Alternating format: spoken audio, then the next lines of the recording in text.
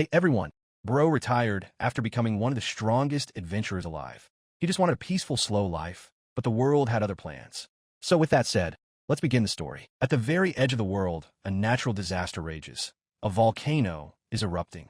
A squad of warriors freezes in terror in the face of danger. A dragon stands before the warriors, its jaws wide open. A huge, majestic creature, its wings spread wide, looms over the squad. This remote place is called Hell. The mighty monster tears one of the warriors apart. Another is torn to pieces by toothy creatures. A terrified soldier tries to flee, ignoring the desperate cries of his comrades. Even if the greatest warriors, whose names have gone down in history, were to unite, even if entire countries were to throw all their forces into the fray, this place would cast all living things straight into the underworld. This dungeon is called the Endless Hell. It is the deepest place in this world. It is a devil's lair beyond human comprehension. Endless Hell is truly an absolute prison. However, one group managed to conquer this abyss. Their name is the Alibaba 40-man. The dragon, baring its fangs, stares at the warrior. The warrior, smiling, turns to his squad, asking if they are ready to walk through hell. They smile confidently. It took the Alibaba 40-man 5 years to conquer the Endless Hell. This stunning heroic saga took physical form. A book was written about the group's exploits and spread throughout the world. The Far East archipelago consists of 100 islands, both large and small. These are remote lands, situated on the outskirts of the continent. At the very edge of the Far East archipelago lies the island of Meifu. There lies Mittelhammer, on the outskirts of the kingdom of Dozer. The protagonist approaches a house, and he notices a sign with an announcement. He smirks, thinking they're simply making fun of him. The protagonist plops down on his knees, right on the ground. After so many years, he has finally returned from his journey. And then it suddenly turns out that his family has gone and moved away. The main character goes inside the house. He wrings out a rag over a bucket, and he looks with satisfaction at the fruits of his labor. The main character decides that he can stop cleaning for now. He removed the cobwebs. He dusted everything. He washed the floors. The main character, whose name is John Man, wipes the sweat from his face and decides that the house is finally livable again. He leans wearily against the windowsill. No sooner had the main character returned from his great adventure than he had to clean the house. He looks down at his hands. His palms are covered in calluses. Such is the nature of a great journey. John Man recalls how, as a child, he and a friend used to roll around in a meadow. The protagonist wants to tell his friend what the overseas merchant had said. The protagonist's friend asks for clarification, puzzled. John Man continues. The merchant claimed that if you compare the Far East archipelago to the rest of the world, it's literally tiny. The protagonist uses his fingers to illustrate the size. Smiling, he remarks enthusiastically that it's simply incredible. The protagonist dreams of one day setting out to explore this vast world.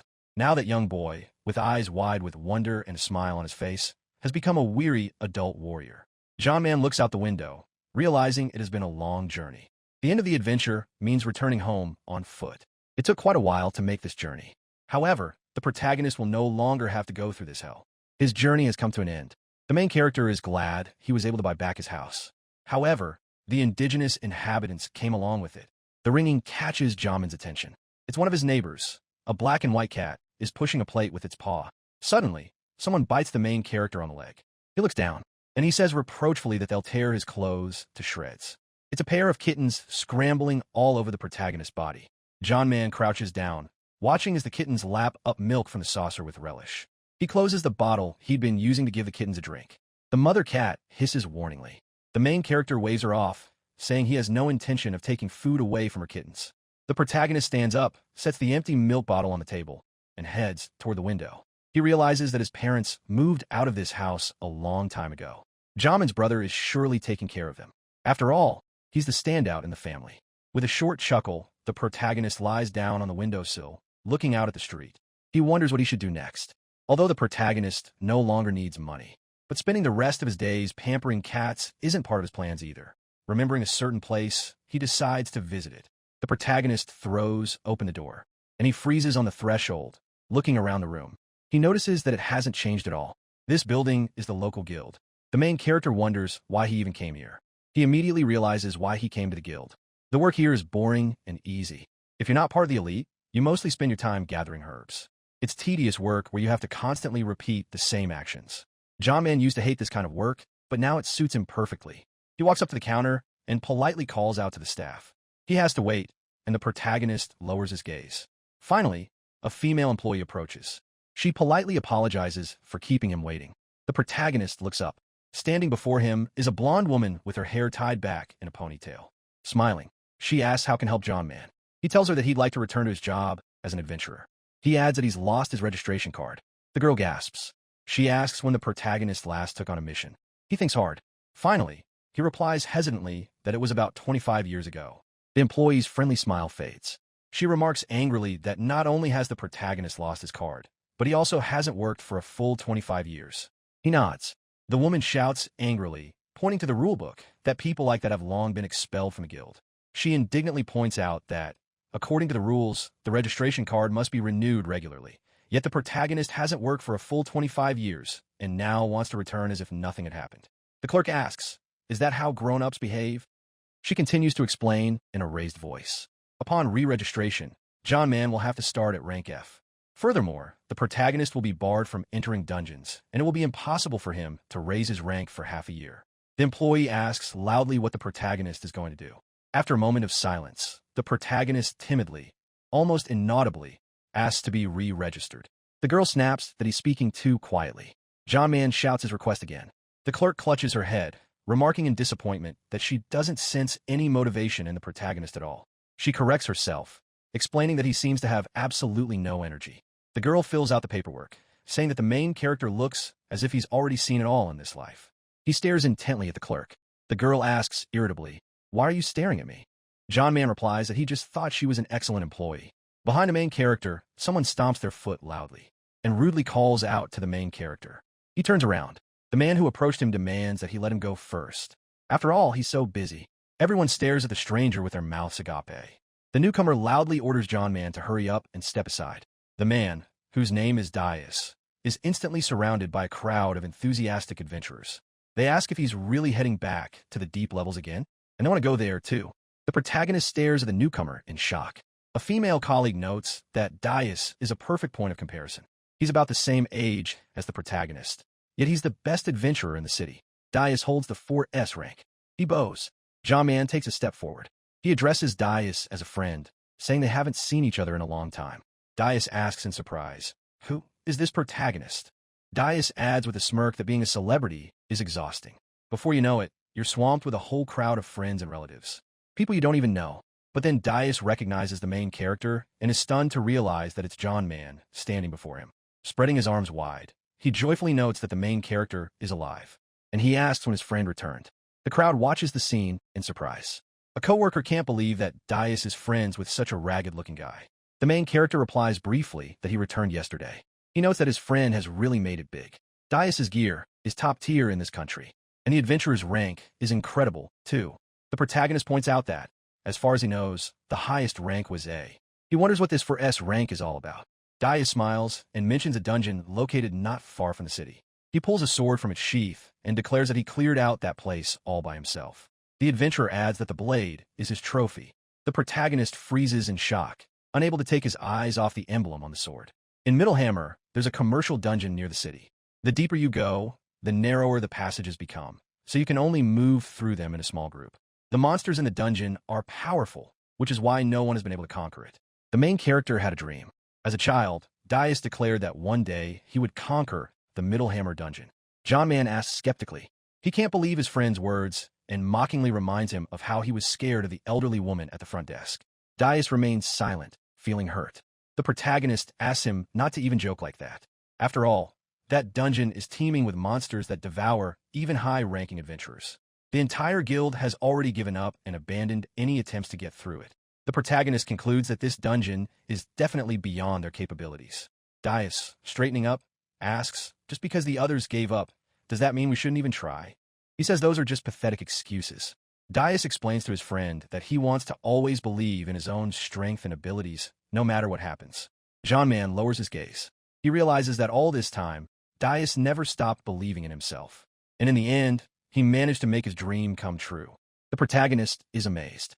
With a broad smile, Dias explains that it was for this outstanding feat that he earned the title of 4S rank adventurer. The protagonist remarks that at first he didn't even understand what all this was about.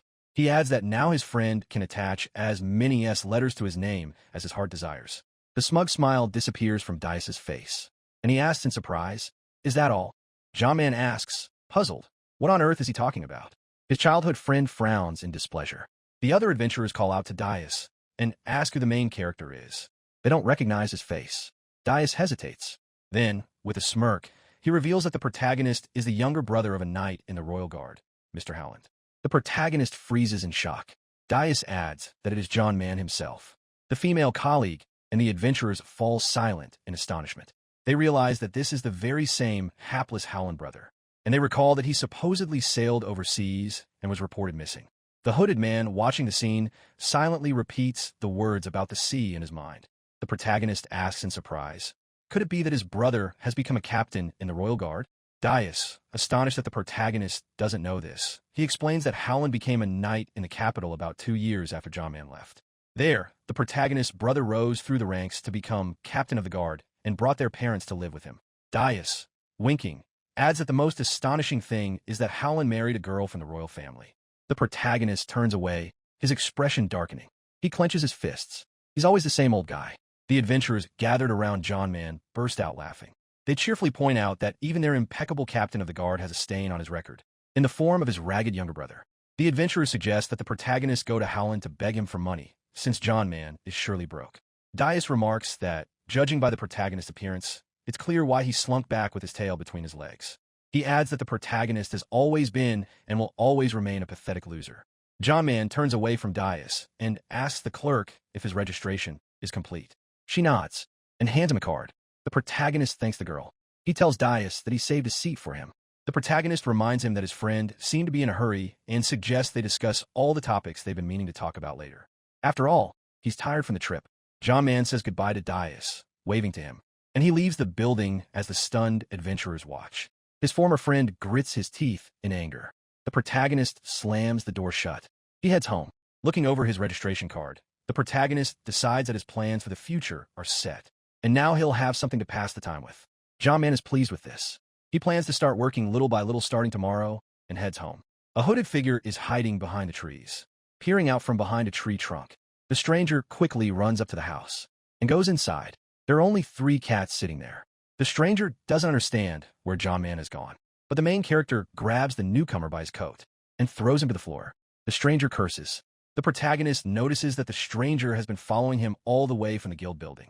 The stranger sits down on the floor.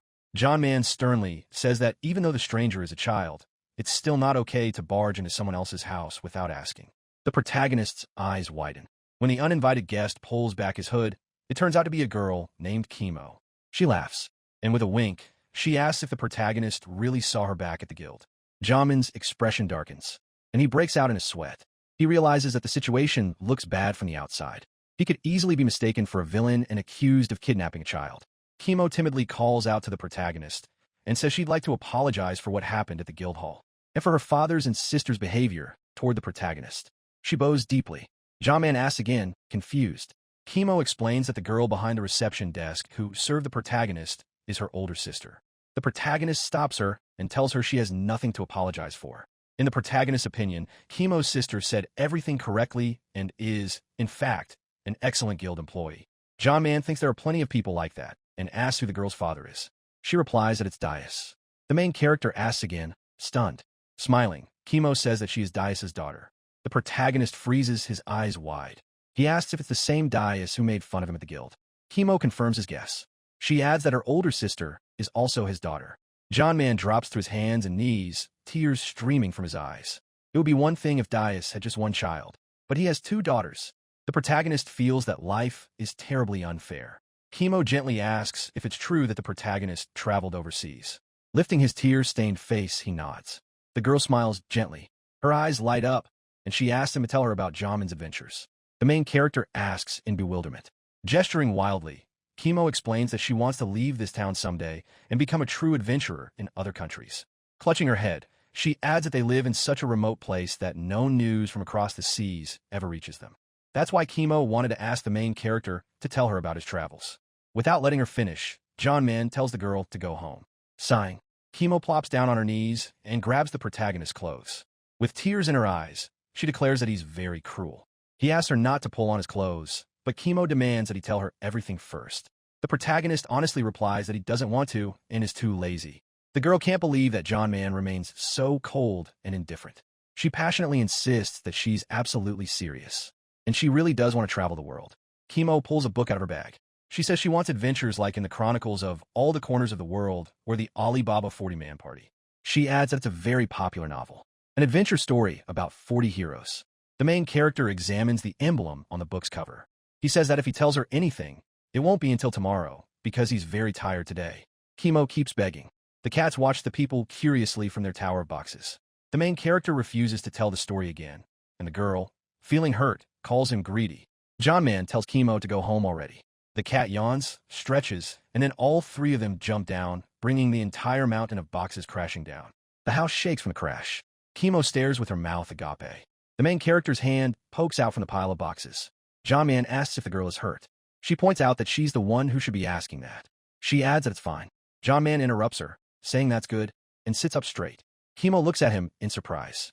The box seems so heavy, but the protagonist tossed it aside without batting an eye. Brushing himself off, he sadly notes that he'd only just finished cleaning up. Kimo stares in shock at the contents of the boxes that have spilled out. Her eyes widen. The protagonist scolds the fluffy rascals, who gaze innocently at the mess. The girl can't take her eyes off the coins that were stored in the boxes. They're all of an unprecedented design, and all of them are made of gold. At the very edge of the world lay a dungeon known as Hell. The only ones who managed to conquer this place were the Alibaba 40-Man Party. After clearing that dungeon, the group was disbanded. Kimo sees that the Alibaba 40-Man emblem on the protagonist's scarf. Meanwhile, the protagonist complains that he's too lazy to clean up. The next morning, a bird sits on a branch, watching the adventurers gathering herbs under a tree. It flies away from its perch. Only a single feather remains. The morning for F-rank adventurers begins early. At dawn, they're already gathering in the forest near Middlehammer and set out together to collect medicinal herbs. However, this task, which seems simple at first glance, should not be underestimated. If any debris gets mixed into the batch, they'll have to pay a fine. Although the work isn't difficult, it requires attention to detail and the utmost care. One of the adventurers curses irritably and explains to his companion that he's picked up debris again. He stands up to stretch his back, which is already aching. His companion complains that he's already tired. Many adventurers can't stand the work of gathering medicinal herbs. But not the main character. This man continues to work selflessly. Even the most beautiful morning finds him with a completely blank stare. To John Man, gathering medicinal plants seems like the best job in the world. After all, in his opinion, it's very easy. Having finished his thought, the protagonist once again immerses himself completely in his task. Kimo records his every word in action, sitting nearby with a notebook in her hands. John Man wonders what she's doing at all. With a smile, Kimo explains that she's taking notes. With a wink, she adds that the notes might unexpectedly come in handy in the future. The protagonist orders the girl to get to work immediately, declaring that her games are just distracting everyone around her. Waving her notebook, Kimo demands that the protagonist stop scolding her like a mother. Their co-worker wishes they'd just shut up already. John Man realizes he's in trouble. As a result, Kimo has grown attached to him. And it's all because of what happened yesterday. The girl excitedly snatched the scarf from the protagonist when she recognized the Alibaba 40-Man Party emblem on it. Kimo freezes as if spellbound. The protagonist, holding the box, calls out to the girl, suggesting she go home now. But Kimo doesn't seem to hear him, just standing there with the scarf. She notices that the scarf looks very worn and tattered. A thought occurs to her. Kimo asks John Man, her voice brimming with excitement, "Are you really a die-hard fan of the Chronicles of All the Corners of the World?" Grabbing the book again, the girl beams and explains that this novel is incredibly popular right now, but adult adventurers don't particularly care for it, so she had no one to discuss it with. The main character listens to her wearily, not understanding what she's even talking about. Kimo, grabbing the scarf, declares that the main character is an even bigger fan than she is, since he made himself this kind of merchandise. John Man is at a loss for words, so the girl just tagged along with him. The protagonist gloomily plucks another bunch of medicinal herbs, while Kimo happily fiddles with her notebook. The protagonist is already mourning the loss of his peaceful life. With a gasp, the girl remembers something. Kimo calls out to John Man. She reminds the gloomy man of the promise he made yesterday. He asks her to repeat herself, but the girl points out that he agreed to it himself. Beaming, Kimo reminds him that the protagonist promised to tell her about other countries. To his horror, the protagonist realizes that he really did agree to that. Kimo reminds him sternly that they made a deal yesterday, and now John Man must keep his word like a grown-up. With a sigh, he agrees. Their fellow adventurers are already barely holding back their irritation. After giving it some thought, the protagonist begins his story. After the protagonist left the Far East archipelago, he reached a certain continent. At this point, Kimo stops him with a wave of her hand. She declares that she prefers to discover new continents on her own, so there's no need to talk about it. John asks what's wrong with the girl. Kimo explains that she wants to hear about something completely different. Pointing to the cherished book, the girl asks if the outside world is anything like what's described in the novel. The protagonist asks irritably if she always carries this book around with her. Kimo notes that it's a novel by the former adventurer and master Marco Polo, titled The Chronicles of All Corners of the World. The name sounds familiar to the protagonist. He recalls that before the Alibaba 40-man party disbanded, Marco Polo had said he was going to write an autobiography. Although now everyone considers this book to be just a fairy tale. Kimo agrees, explaining that he understands the novel is a work of fiction. The girl asks John Man, as a fan of the book who even owns a scarf, how much the real adventures differ from those described in the novel. She adds that the novel is very exciting. The main character replies that he isn't a fan, then trails off mid-sentence. Finally, the main character says that the scarf was a gift. Kimo asks if the person who gave it to him is a friend. John Man isn't sure himself. He explains that they used to go on adventures together. But their last mission turned out to be so exhausting that in the end, the protagonist and his friend had a falling out and went their separate ways. The main character recalls that the girl herself plans to leave town someday. Kimo nods, saying that's why she works as an adventuress and saves up money. The only problem is that the girl's father is categorically against it. Dias argues that an adventurer's income is extremely unstable. You can't earn much from simple tasks like gathering herbs, and high-paying jobs carry the risk of serious injury. It will be even more dangerous far from home, and Kimo's father understands this perfectly well. However, that doesn't stop the girl. She knows this is her life, and she's ready to accept everything, both the sorrows and the joys. Kimo adds that this is her cherished dream, and someday, she's definitely going to set out to explore this vast world on her own 2 feet. The girl's sparkling eyes remind John Man of his own as a child. Kimo asks the protagonist how he felt when he returned to his hometown. After all, the protagonist must surely be glad that he made it back from that journey. Lowering his eyes, John Man wants to say something, but an alarm stops him. He looks up in surprise, realizing the sound is coming from the direction of Middlehammer. Kimo says they're bandits. She explains to the bewildered protagonist that the town has become unsafe lately. Middlehammer has already been attacked several times. The protagonist is surprised that this backwater town has been robbed more than once. Kimo explains that last time, her father, along with some high-ranking adventurers, repelled the bandits' attack, which is why the bandits are holding a grudge. The girl adds that the bandits are weaklings, and the town didn't suffer any damage from their attack. John Man nods, but something still makes him wary. Meanwhile, Dias slices an attacker in half with his sword. One of the adventurers remarks that he's incredible as always. His companion nods. He adds that the Middlehammer dungeon is not only very deep, but also teeming with monsters for whom even a high-ranking adventurer is nothing more than a light snack. And Dias has cleared this deadly place all by himself. The bandit lunges at the 4S ranked adventurer and raises his sword above him. But Dias spins around swiftly and slips between the attacker's legs. The warrior who spoke adds that a 4S rank adventurer, acting alone, is far stronger than all the others combined. Dias, meanwhile, parries the attack once more and freezes with his bloody blade. His companions taunt the bandits, saying that this is the true power of a 4S rank adventurer. One of the bandits is horrified. Dias has taken out more than half of his comrades. The bandit backs away, realizing they have no chance of winning, and crashes into a huge man. The man knocks his head off with a single punch. The adventurers don't understand what's happening. The giant stops the bandits, who are trembling with fear at the sight of him. The newcomer declares that he'll handle it himself. The giant creature's name is Zoa. Dias doesn't know who he is. He wasn't there during the last attack. Zoa says sternly that he didn't expect the bandits to be so incompetent. They're already trembling with fear. Zoa continues. He's outraged that the bandits let some old man do whatever he wanted with them. Zoa asks if that's why the bandits dragged him out here. He calls them pieces of trash. His pupils constrict, and Zoa grimly vows to kill them all. Dias is shocked. The adventurers and bandits are equally terrified. Dias orders his men to gather. He shouts that they must finish off Zoa right here and now. The adventurers draw their blades, agreeing with their commander. Dias realizes that Zoa is the bandits' leader and notes that the atmosphere has changed instantly. It's not just a bunch of pathetic bandits, but even high-ranking adventurers who have faced death more than once, cower in fear before the gigantic creature. Dias exhales, This is the first time something like this has happened to him since he descended into the deeper levels. This soul-chilling thirst for blood makes Daius doubt himself. He suspects that Zoa might be stronger than he is. But Daius decides to push all those thoughts aside. It doesn't matter right now. Daius is already used to surviving battles against monsters that were far stronger than him. The 4S rank adventurer launches an attack, and he unleashes a shield at Zoa. With a snap of his fingers, destroys the flying object. But where Daius had just been, there's no one left. The 4S rank adventurer manages to sneak up behind the giant creature. His subordinate enthusiastically cheers on his commander. Daius decides he's had enough of Zoa. But suddenly, Zoa turns around and strikes his opponent hard with his fist. A cloud of dust rises.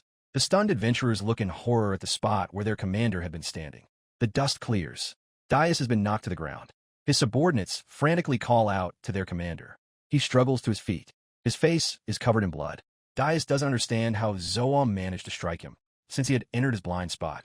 Moreover, the 4S rank adventurer is terrified by his enemy's monstrous strength. He doesn't understand what kind of monster stands before him.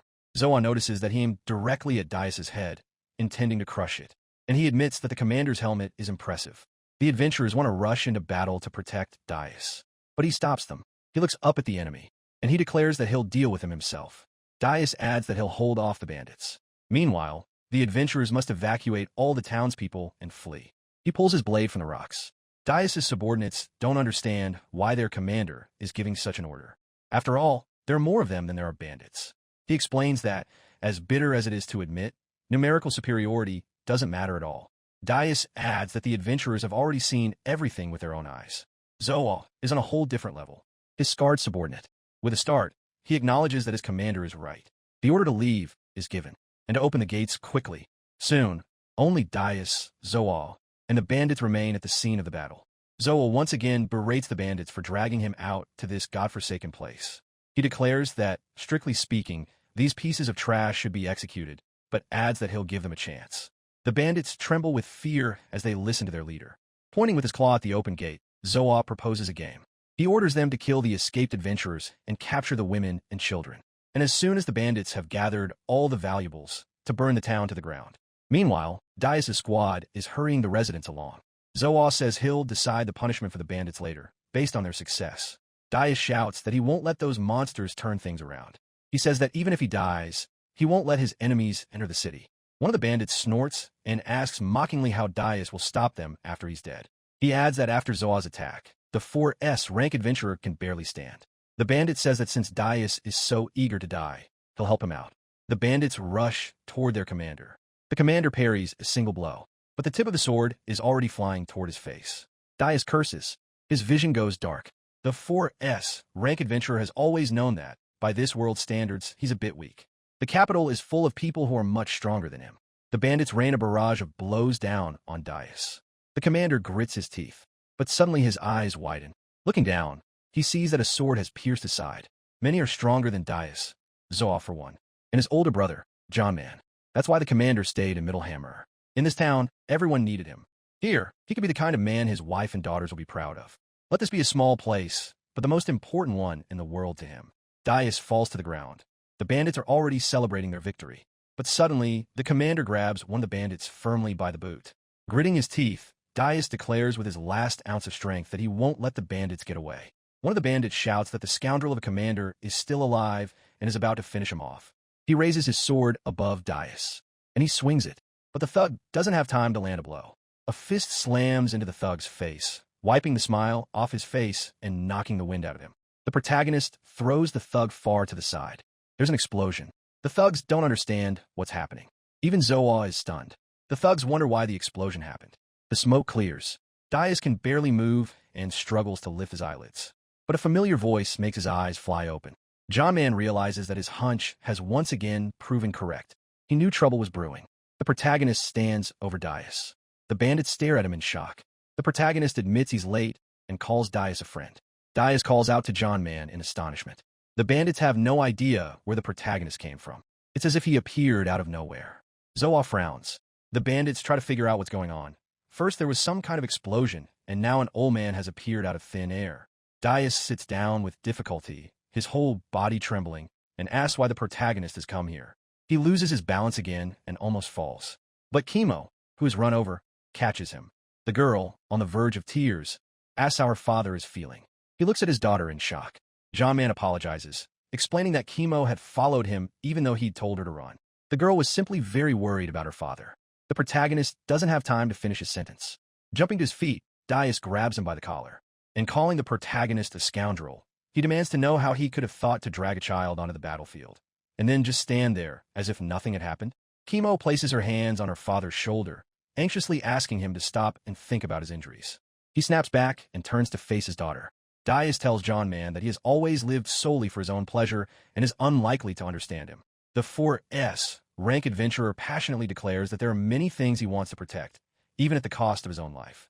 The protagonist listens to him in shock. Zoa approaches and rudely asks the bandits why they're standing there frozen. With a frenzied glint in his eyes, the monster adds that the bandits could have already finished off their enemies while he was rambling on. The terrified bandits immediately rush to carry out the order. Cursing, Daius thrusts his sword into the ground. Leaning on it, he pulls himself up. He tells his rescuers that he'll buy them some time and orders them to flee into the eastern forest.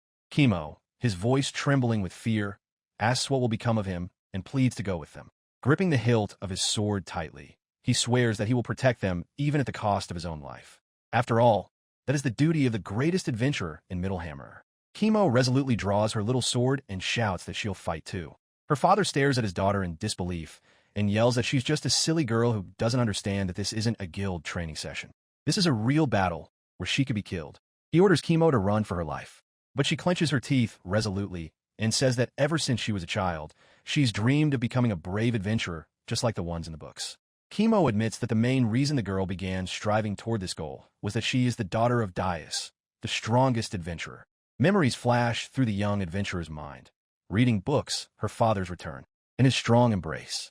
Bursting into tears, Kimo cries out that she will fight because she is Daius's daughter. Her father stares at the girl in shock, but Zoa is already raising his enormous blade above Kimo. In desperation, Daius calls out to his daughter. She squints, but does not lower her sword. The blade is almost touching the girl's body. But John Man appears beside Kimo and breaks the sword in half with his hand. Daius freezes with his mouth agape. The girl opens her tear-stained eyes wide. The bandits freeze in astonishment. The protagonist notes that they are terribly tactless, daring to interrupt a heartfelt conversation between a father and his daughter. He narrows his eyes. He takes a step forward and orders them not to interfere. The protagonist stamps his boot, and an explosion occurs around him. The bandits scatter in all directions. The shocked father and daughter just stand there. Daius recalls how, as a child, John Man would tell him with a gleam in his eye that he'd heard there were utterly unimaginable monsters beyond the sea. Monsters that devour the sun, 8-faced demons, and undead that destroyed entire empires. They dance around the indifferent Daius. The protagonist declares that someday he will definitely defeat all these creatures. His friend, who's already pretty sick of this topic, remarks irritably that the protagonist has been repeating this tall tale since last week. Daius claims that these are just ordinary fairy tales. Besides, even if John Man were to suddenly encounter such monsters, they'd finish him off in an instant, since he doesn't even know how to fight properly. The protagonist clenches his fists tightly, and he says resolutely that, in order not to lose to such monsters, he'll become stronger. Daius's eyes widen. The protagonist exhales, and he apologizes to his friend for dragging Kimo into all of this. He adds that his words are hardly enough to serve as an apology. He asks Daius to just take a break for now. John Man assures him that he'll handle the bandits and their leader himself. Zoa looms behind him. Turning around, the protagonist tells the creature that he will now be his enemy. He advises Zoa to try not to end up the same way as his buddies. He scratches the back of his head. The monster claims that the main character is much more suited to the role of a nobody. But for some reason, he's got into his head that he's a hero. John Man stares at him indifferently. Enraged, Zoa swings his fist and strikes with all his might. It was a devastating blow. It even shook the ground. Daius wraps his arms around Kimo, shielding her with his body so the shockwave won't knock her down. Terrified, he calls out to his friend. Baring his teeth, Zoa asks if his worthless enemy has learned his lesson. He declares that the world is a vast place, and he raises his hand. But Zoa doesn't get to finish his sentence. Jamin's hand stops his fist. The monster is genuinely shocked. The protagonist points out that Zoa himself doesn't know the world well enough to lecture others about it. He punches his enemy in the stomach and sends him flying into the air. The air is forced out of Zoa's lungs, and he gasps. The father and daughter watch the scene in astonishment. Zoa lands in front of the protagonist. John Man, looking down at the monster, asks him to repeat what he said about peace. Baring his teeth, Zoa turns his head and stands up to his full height. He's convinced that the protagonist is simply pleased that he managed to land a single blow. The monster advances on the protagonist and demands that he stop getting cocky. It shouts that it will kill its enemy, and it begins to attack. Suddenly, bony hands clamp around Zoa's head, and a massive maw sinks into his shoulder. The monster's eyes bulge and flies off to the side. He frantically feels around his body. Zoa doesn't understand what's happening or why he's suddenly feeling so cold. The owner of the toothy maw hovers behind the protagonist and remarks that it's actually kind of unfair. It tells Zoa that he shouldn't be trembling so much with fear. Behind the protagonist stands a skeleton with 3 heads and several arms, one of which is holding a spine topped by someone's enormous skull. Zoa grimaces. His clawed fingers curl. The same thought keeps spinning in his head. John Man is dangerous. He needs to be finished off right now. Zoa looks at his palm, and he repeats the word, Ragna. The protagonist's eyes widen. A magic circle appears behind Zoa. Kimo doesn't understand what's happening. Daius realizes that this is a skill. That is, an ability that only the strongest warriors in the world can master. All you have to do is activate it. As the warrior unleashes unprecedented power, Zoa utters the phrase, Ragna Valhalla Wode. Armor gradually takes shape behind him. Finally, the armor envelopes Zoa, fitting him like a glove. Lightning flashes across the armor. The monster's defense is the Einherjar armor. Zoa's eyes flash wildly. A stunned John Man recognizes the Einherjar armor. It grants a dramatic boost to physical stats, as well as immunity to all elements and negative effects. Einherjar armor is a gift from the gods to the most valiant warriors. The most powerful melee skill. Zoa stamps his foot. The ground erupts with electrical discharges. The monster's eyes gleam with predatory intent. Kimo and Daius watch the scene in horror. Even a fool can see that Zoa is beyond the limits of human capability. The monster advances on John Man. He declares that he will no longer underestimate his enemy and vows to kill the protagonist in this form. Zoa advises him not to even hope that even the tiniest scrap of flesh will remain of the protagonist. John Man calmly remarks that the monster seems different from the other bandits. Zoa, grinning widely, asserts that this is indeed the case, for he is a being marked by God's love. He adds that he and the protagonist are creatures of a completely different order. Flashes streak across the sky, and a huge magic circle appears behind the protagonist. Stunned, Zoa recoils. Kimo and Daius are stunned to the core. John Man points out that the monster said something about the love of the gods. He sighs heavily. The protagonist calmly declares that the gods like him better. The words Ragna Valhalla ring out once more. Giant armor emerges from a bright glow behind John Man. Zoa wants the protagonist to stop. However, the protagonist utters the final word, Devon, and snaps his fingers. He is obscured by an insanely bright flash. Kimo squints, but then he opens his eyes wide. John Man's figure, clad in armor, emerges from the radiant light. He is wearing the full set of Einherjar armor. Tears roll down Kimo's face, which is frozen in an expression of awe. Now, the protagonist in this armor reminds her of one of the legendary heroes from the Alibaba 40-man party. The protagonist beckons Zoa with his finger, inviting him to attack. He points out that the monster had been boasting about its strength, and he notices that Daius didn't run away. Zoa's face is contorted with mad rage. The monster, opening its toothy maw in a scream, swings its fist. It strikes John Man. Flashes of light streak around the enemies from the impact. Zoa stares in shock at his hand. All his fingers are broken from hitting the protagonist. The monster wheezes, and then it screams in pain. It raises its head and looks in horror at the completely unflappable protagonist looming over him. What little composure and confidence Zoa had left are slipping away. In terror, he asks, "Who is John Man?" John Man replies that he's just an ordinary F-rank adventurer. The protagonist simply snaps his fingers. Electrical charges surround Zoa's body, and the monster is hurled high into the air. There's an explosion. The protagonist calmly adds that he's just a middle-aged man who's returned home. Kimo and her father watch the scene. Daius can't help but laugh and remarks that this is some kind of nonsense. Kimo's hand clenches into a fist. She has seen only a small part of this world. John Man stands over Zoa, who is sprawled on the ground. The monster struggles to lift his head. His eyes open and widen wildly when he sees the giant skeleton behind his opponent once again. John Man notices that Zoa is still conscious. The monster's face is contorted with horror. He's trembling all over with fear. The protagonist sighs, and he notes that Zoa has now experienced true despair. Suddenly, the monster's arm snaps out of joint. Zoa stares blankly at his dislocated limb, and he screams in pain. The arm continues to twist in all directions. Chemo freezes, while Daius genuinely has no idea what's going on. Zoa gasps in excruciating pain. John Man stands over his opponent and realizes that the Einerjar armor is indeed the strongest armor, granted by the gods only to valiant warriors. But there's a downside. Whoever wears this armor must be a valiant warrior themselves. For those who lose heart in the face of the enemy will be cast aside by the gods. Zoa's entire body twists into an unnatural position, causing the monster excruciating pain. It gasps desperately, its face contorted with agony. Such is the penalty for using the Einerjar armor. If, while wearing it, the wearer loses hope and loses heart, the armor begins to maim him, keeping him teetering on the brink of life and death. Zoa manages to utter that he has not yet surrendered. However, the Einerjar armor will continue to maim its wearer until he loses the ability to fight forever. John Man stands over Zoa's mangled body. The protagonist realizes that such an end, that is, self-destruction, awaits anyone who has seized power beyond their capacity to handle. After all, power always demands a commensurate price. Chemo covers her mouth in horror, while Daius freezes in place with his mouth agape. Zoa lies motionless on his back. Just then, the adventurers return, calling out loudly for Daius. They don't understand what that rumbling was just now, and they notice that the ground has literally split open. The adventurers see the terrible wounds on Daius and finally realize that the bandit leader has been defeated. The group assumes that their commander is responsible for all of this. He shakes his head, explaining that it wasn't him. But then Daius notices that John Man has disappeared somewhere.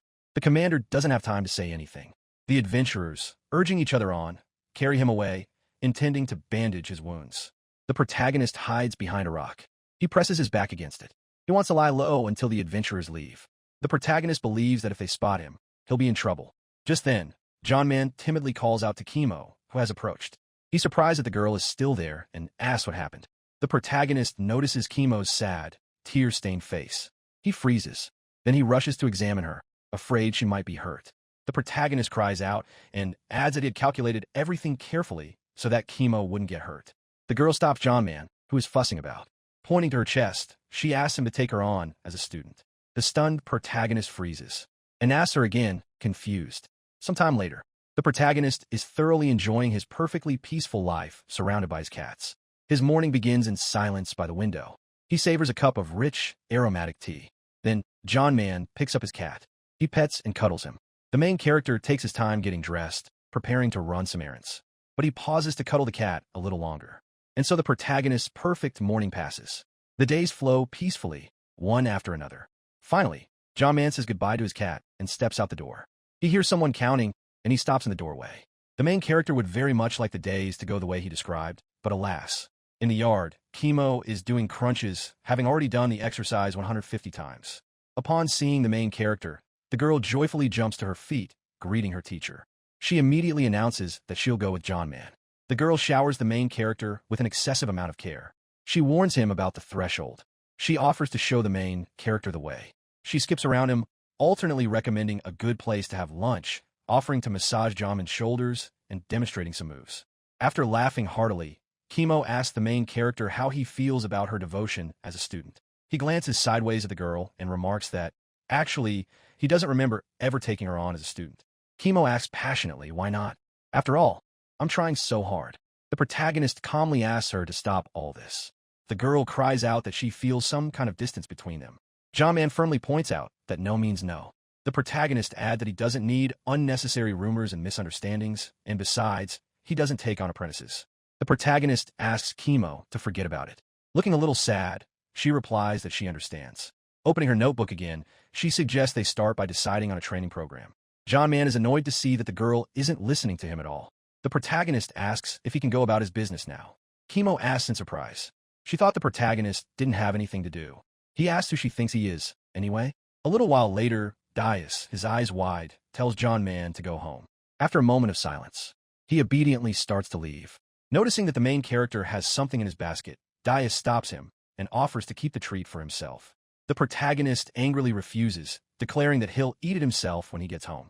Daius argues indignantly, pointing out that the protagonist bought the treat for him, which means it belongs to him. Chemo sighs heavily, realizing that John Man's real purpose was to visit her father. The protagonist asks how Daius is feeling. After a moment's silence, he asks his daughter to wait outside. She's surprised. but then she obediently goes out onto the street. She closes the door behind her. After making sure Kimo has left, Daius, looking at his hands, admits that he feels as bad as can be. He hit his head pretty hard. The doctors say his hands will remain numb forever. Besides, Daius isn't getting any younger. He's planning to retire. If Daius continues to be an adventurer, he'll only get in everyone else's way. But the main reason is that he doesn't want to embarrass himself in front of his family. Daius is only glad that, in the end, he managed to maintain his reputation as a 4S rank adventurer. He bitterly notes that it's all just empty pride. But Janman objects, saying that's not true.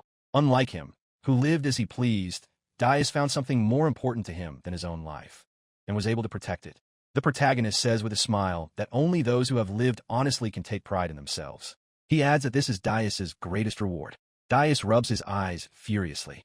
He lowers his gaze. To the protagonist's surprise, he admits that he, too, once wanted to become an adventurer abroad. Noticing his friend's bewildered look, Daius explains that he's never even told him about it. He asks if Janman knew that, when they were kids, everyone used to laugh at his dream. Janman's expression darkens with hurt. Smiling, Daius recounts how it happened. Passing by a couple of men talking, the future for S-rank adventurer overheard them discussing how, that night, Howland's brother had boarded a ship and left the island without even telling his parents. The men were surprised that Janman hadn't given up on his dream of traveling, even though he was already 15. They wonder how long the protagonist intended to remain a child. Daius remarks that as a person grows up, they somehow feel ashamed to talk about their dreams. So, step by step, he gives them up, but then regrets it anyway.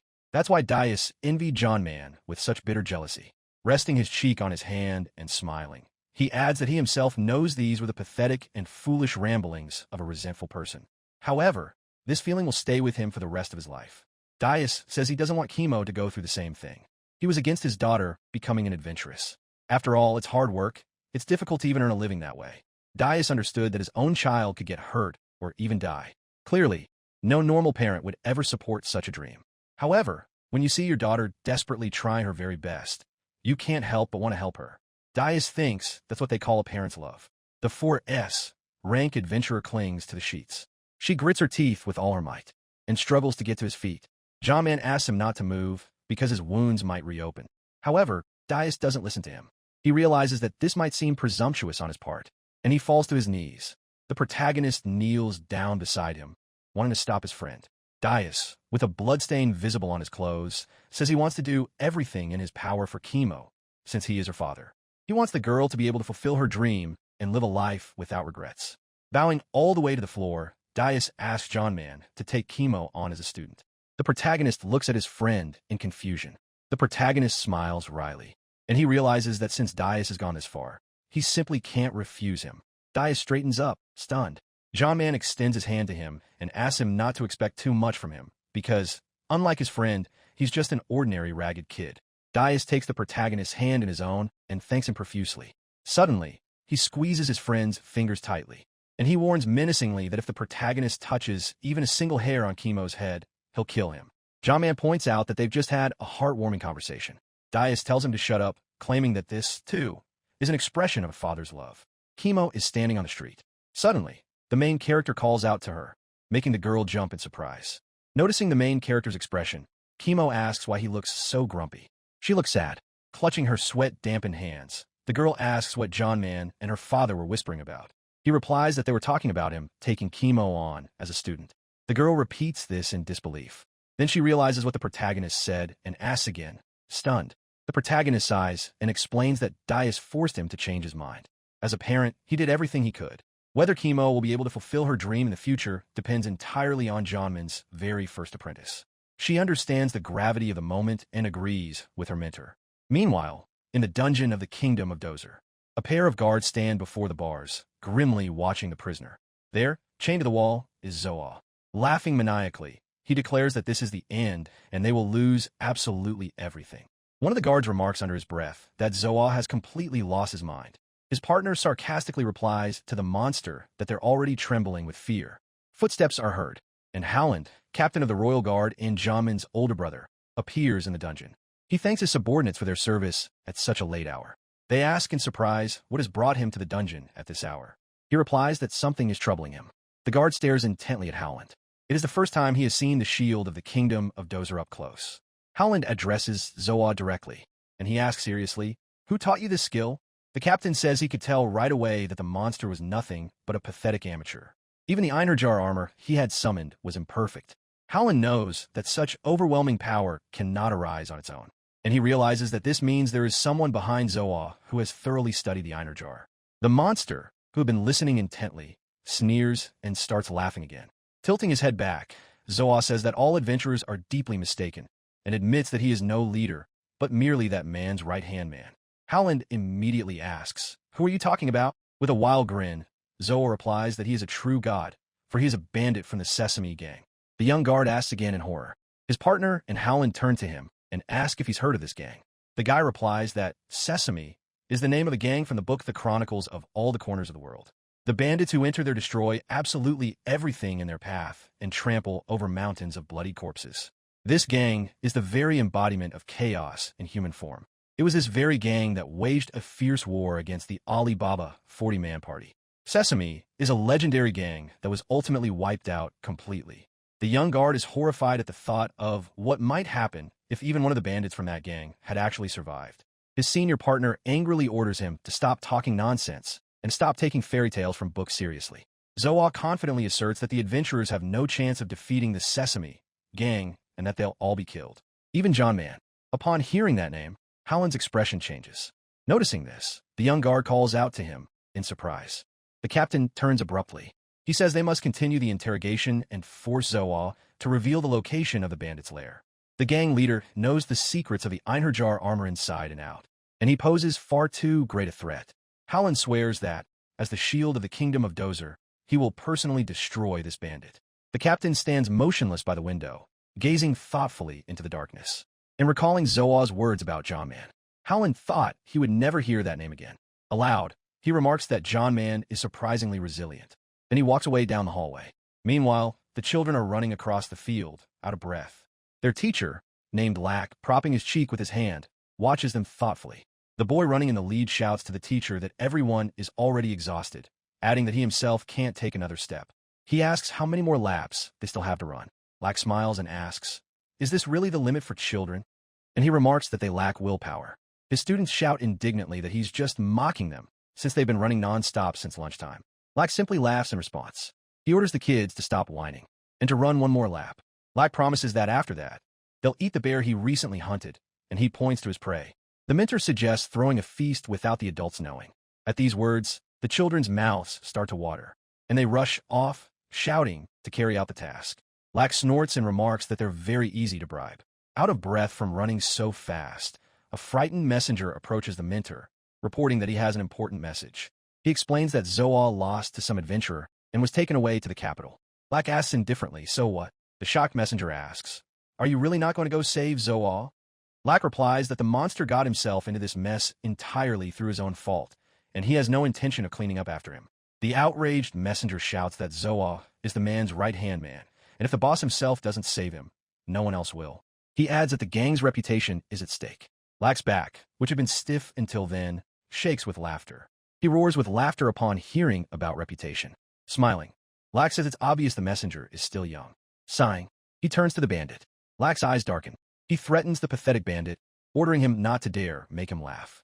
The bandit breaks out in a cold sweat from terror. Lack declares that he and the bandits are the very scum of the earth, not even worthy of living. If they want something, they simply take it from people. Bandits are capable of nothing but plundering and killing. They are subhuman, lower even than wild beasts. Lack concludes that only honest people can speak of reputation and pride, for these are the fruits of a life lived with dignity. A medallion bearing the gang's emblem hangs around Lack's neck. The leader says that scoundrels like them, bandits, shouldn't be throwing around such words. The young bandit listens intently to Lack. Lack changes the subject and asks who this adventurer is who managed to capture Zoa. The messenger reports that the information is still far from accurate. All that's known is that he's some battered middle-aged man who's a master of Einherjar armor. Lack smirks, noting how small the world is. He knows exactly who they're talking about, and he wonders, do cats like the main character? And which of the two is more to the god's liking? Meanwhile, the girl is breathing heavily, leaning on her blade, which is stuck in the ground. She's startled by the laughter ringing out behind her. Two robbers are examining the jewels. A tearful, dark-haired girl screams. A terrified man looks around nervously. The entire city is engulfed in flames. The The robbers are capturing local residents. The girl desperately tries to understand why everything has turned out this way. A week ago in the kingdom of Dozer, Howland and his son kneel before the king and his courtiers. His Majesty says he understands the captain's point and asks whether the bandits truly warrant Howland's personal intervention. Howland answers in the affirmative, explaining that he considers the bandits to be extremely skilled and dangerous opponents. Their leader is named Laxip. He has mastered the Einherjar armor and is even capable of teaching this skill to his subordinates. Howland announces that he will take his son, Etsuko, and a squad of elite fighters with him on this punitive mission. The captain's daughter, Ashio, will lead the city's defense. The ministers, smiling calmly, say they fully approve of this plan.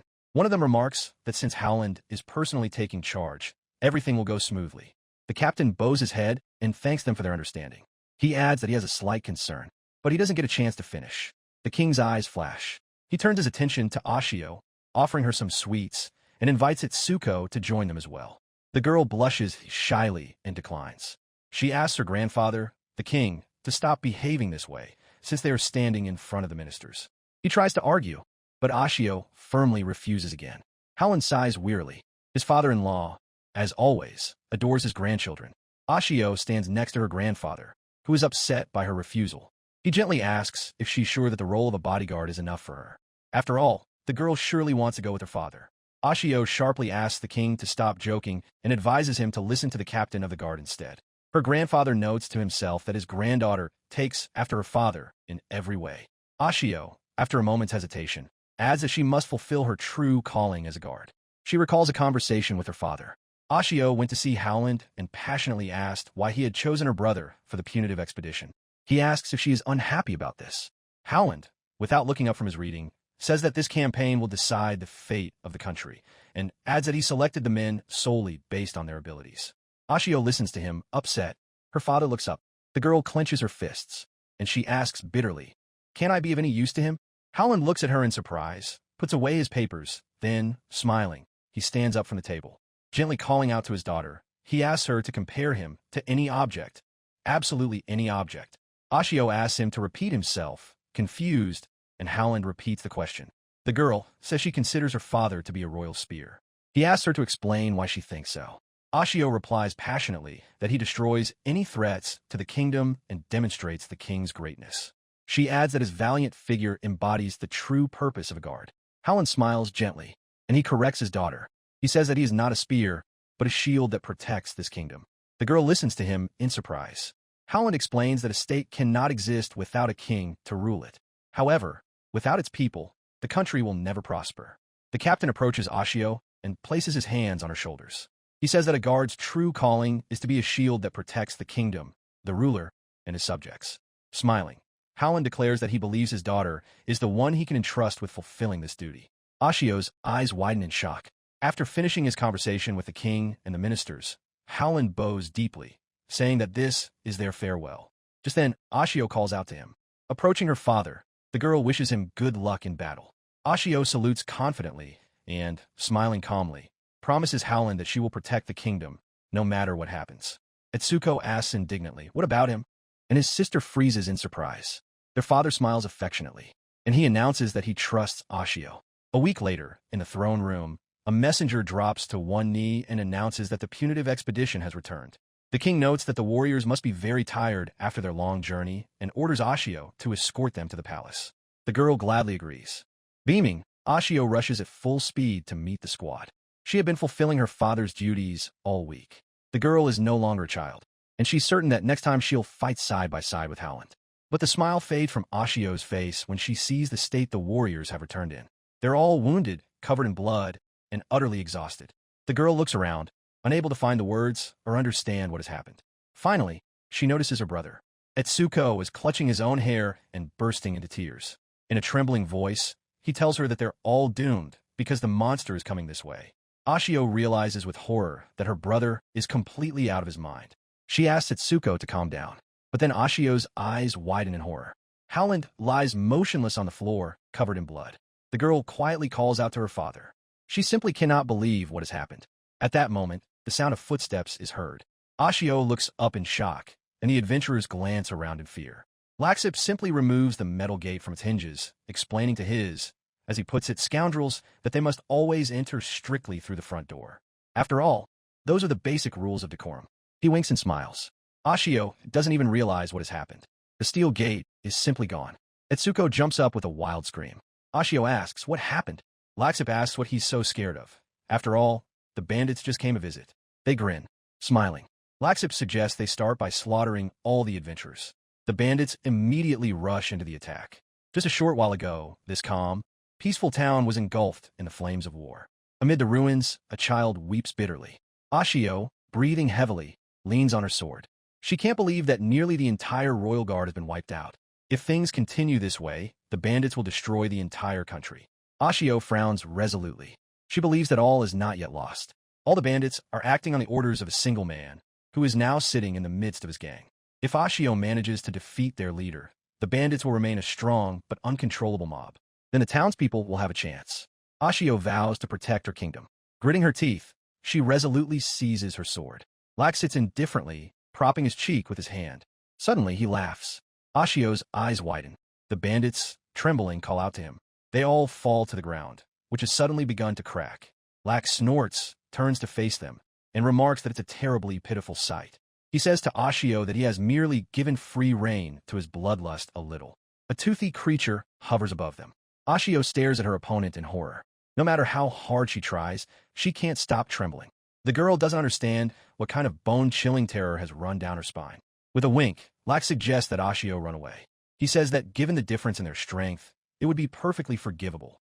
But the girl, trembling with fear, points her blade at the gang leader. Stammering, Ashio says that she is the shield of this kingdom, and she is duty-bound to protect it. The girl bursts into bitter tears and adds that this duty has been entrusted to her. Lack raises his eyebrows in surprise, and then he smirks. He asks whether she is Ashio Howland's daughter. She angrily demands that he not refer to her father in such a familiar way. Lack says that's what he thought, since their eyes look so much alike. He adds that now it's clear to him where Ashio gets her stubbornness from. Looking at the locket, Lack says with a smirk that it's a story so touching it brings tears to your eyes. He explains that Ashio's father fought him to the very end and fell while trying to defend his homeland.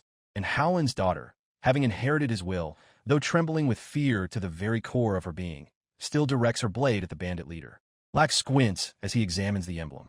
He notes that the father and daughter must have lived righteously, honestly, and surrounded by sincere love. Lack stands up and speaks of the law of cause and effect.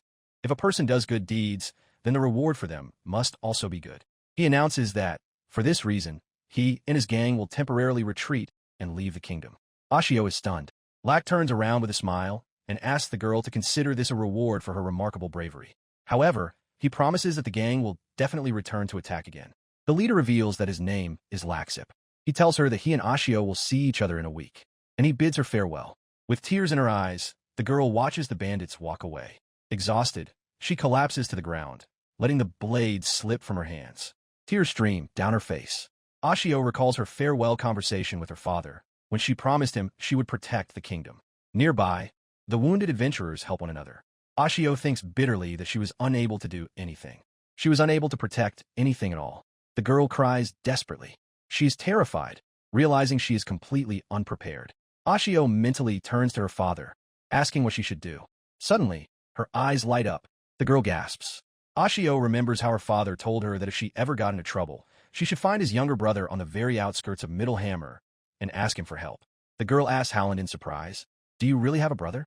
He nods, turning away toward the window. The captain explains that John Man is incredibly strong.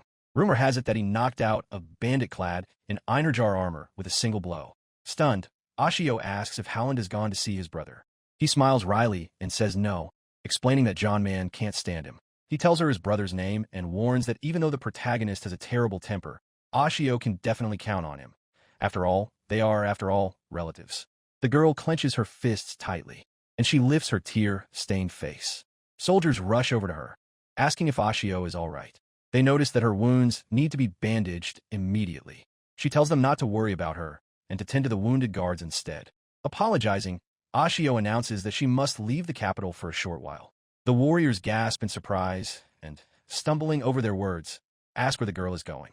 Wiping away her tears with a resolute gesture, she replies briefly that she is going to her uncle's. The next day, at Jamin's house, Kimo, looking serious, cautiously reaches out to the cat. The cat, flattening its ears, meows. The girl strokes the cat on the head, but the cat fiercely scratches the protagonist's student. Kimo asks bitterly why the animal won't let her pet it.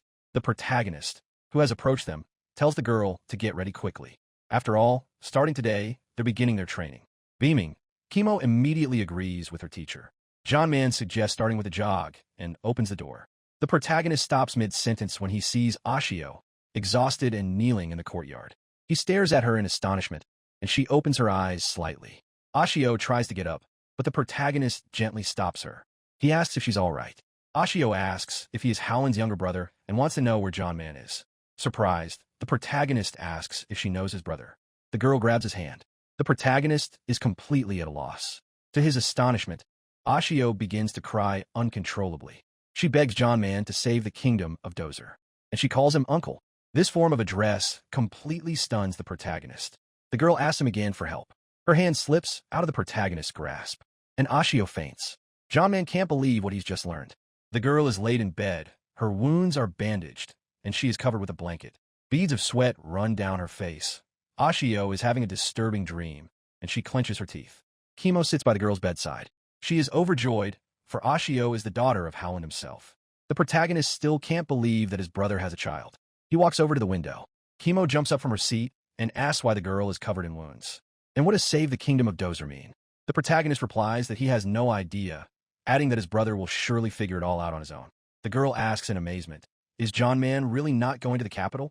He says that Howland is a capable guy, so everything will be fine even without the main character's intervention. So, as the main character sees it, he has nothing to worry about.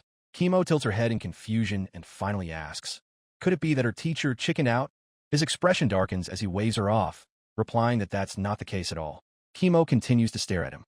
John Man sighs and gives in. Leaning on the windowsill, he admits that ever since childhood, he's had a hard time getting along with Howland. His older brother had always been a brilliant, talented, incredibly serious, and obedient son. On top of that, he was constantly lecturing the protagonist. Although, as the protagonist honestly admits, he gave his brother more than enough reasons to lecture him.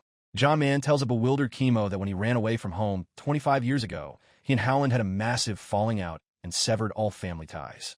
The protagonist recalls that conversation. An enraged Howland grabbed his brother by the collar and asked where on earth he was going in the middle of the night without telling anyone.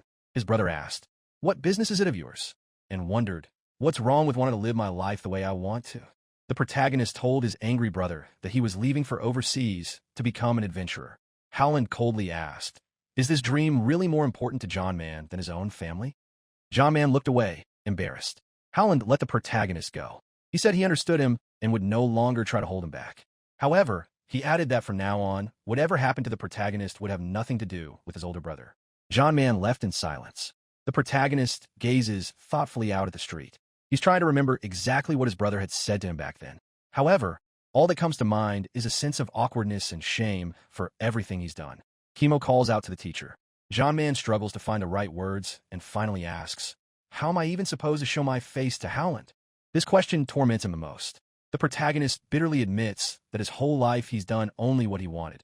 He always put his own dreams above his own family. The protagonist believes he lost any right to look his older brother in the eye a very long time ago. Turning to Kimo, he remarks that Howland surely despises him to the core. The girl frowns and folds her arms across her chest disapprovingly. John Man asks what's wrong. Kimo says that this behavior is completely unlike her teacher. She says she doesn't know the full story behind his relationship with Howland and won't irresponsibly insist that he absolutely must meet with his brother. The main thing right now is that there's someone who desperately needs the protagonist's help. Kimo points to Ashio, who is having a nightmare. The girl reminds him that John Man's niece traveled all this way, wounded and exhausted, simply because she has no one else to rely on but him. The protagonist listens to her intently. Kimo adds passionately that Ashio truly believes that her uncle is the only one who can help her. The protagonist tries to object, but the girl angrily tells him to stop resisting. Crossing her arms over her chest, she declares that even though her teacher may grumble endlessly, he never abandons anyone who turns to him for help. John Man rolls his eyes and says he's terribly tired of all this. No sooner had he returned home than he had to fight off bandits and taken a student. The protagonist is surrounded by nothing but problems, and he's lost all peace of mind. Kimo explodes with indignation and asks, outraged, "What kind of tone is that?" She adds that she was actually trying to praise the main character. John Man sighs and adds that the most troublesome thing for him is that he simply has to live up to his students' expectations. The protagonist turns around. Kimo smiles broadly. The protagonist says they're heading to the capital, and the girl agrees immediately. Meanwhile, tears stream down Ashio's face. Sometime later, the girl opens her eyes, and she jolts awake. She realizes she's fallen asleep and, terrified, tries to figure out how much time has passed. Just then, John Man walks into the room carrying a tray of food. Noticing that Ashio has woken up, he says he was just on his way to wake her up. The protagonist asks how his niece is feeling. She asks how long she's been asleep. The main character replies, 2 days. Ashio looks sad, and she wants to say something. But just then, Kimo walks into the room, calling out to her teacher. She happily announces that she borrowed a carriage from a guild. John Man sternly tells his student not to get in his way in the capital. She assures him that she understands everything. Ashio listens to their conversation in surprise, taking note of the words about the teacher and student. The protagonist hands his niece a tray, explaining that even by carriage, the journey to the capital will take 2 days. He adds that he has already prepared everything. He advises Ashio to eat and tell him everything along the way. The girl is surprised, and she smiles and agrees. Kimo, patting her chest, happily announces that she prepared everything herself. Ashio politely thanks her. Sometime later, the moon shines in the sky. In the capital, Howland's squad has gathered around his bed. Etsuko weeps bitterly over her motionless father. She announces that the bandits will arrive today. The young man wails in grief, unable to understand why they are being punished like this. He is convinced that all this misfortune is the fault of the adventurer from Middlehammer, who dared to attack one of the bandits' subordinates.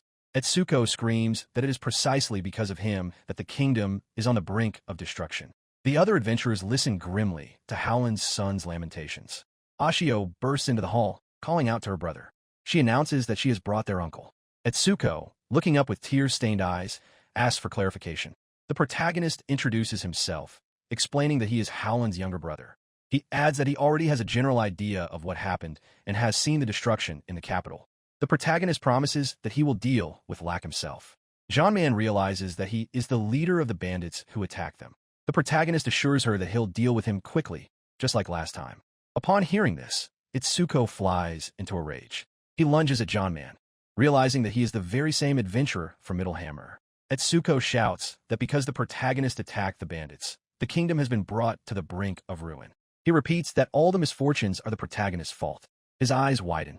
Etsuko screams that John Man is the reason Howland is on the verge of death. Ashio angrily calls out to his brother, saying that their uncle has absolutely nothing to do with this. She points out that with a band of bandits of such monstrous strength gathering, an attack on the kingdom's capital is only a matter of time. Ashio explains that this is precisely why their father set out on this punitive expedition, and he orders Itsuko to stop her tantrum, especially since the child the protagonist saved is listening to them. Kimo watches the conversation sadly. Etsuko asks John Man if he knows how to summon the Einerjar armor. He nods uncertainly. His nephew remarks that, if so, Ashio must have told him about it, that Howland, too, could summon the true Einerjar armor, and yet he still suffered a crushing defeat. Etsuko starts crying again. One of the adventurers remarks angrily that no one expects anything from him anyway. Scratching his head, John Man realizes that everyone is on edge right now. After all, the country is on the brink of ruin. In such a situation, any action will spark unnecessary arguments. Meanwhile, Howland comes to his senses and notices that John Man is nearby. Everyone present is astonished.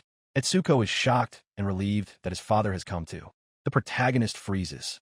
Howland honestly admits that he never imagined their first meeting with his brother in so long would turn out this way. He apologizes for appearing before the protagonist in such a pitiful state. John Man looks at him in silence.